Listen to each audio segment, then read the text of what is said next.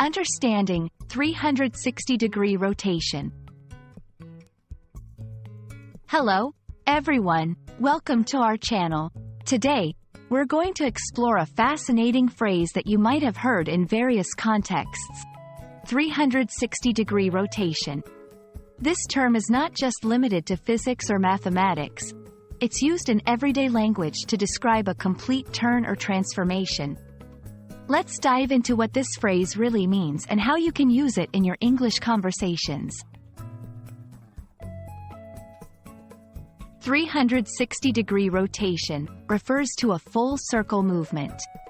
In geometry, a circle is comprised of 360 degrees. So, when something rotates 360 degrees, it means it has turned all the way around once, returning to its original position. It's like spinning a globe on its axis.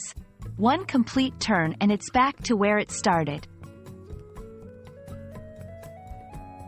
While the term originates from geometry, its usage has expanded. In everyday language, 360-degree rotation can metaphorically describe a complete change or transformation in a situation or perspective. For instance, if someone changes their opinion entirely, you could say their viewpoint did a 360-degree rotation. Let's look at some examples to understand how this phrase is used in real life. In sports, a skateboarder might perform a trick where their board spin completely, achieving a 360-degree rotation. In technology, a product feature might boast a 360-degree rotation capability, indicating it can be turned in all directions for better usability or view. A common mistake is confusing 360-degree rotation with 180-degree rotation. Remember, a 180-degree rotation means turning halfway around, which is a complete change in direction. A 360-degree rotation, however, brings you back to the start, often implying a return to the original state or viewpoint after considering all perspectives.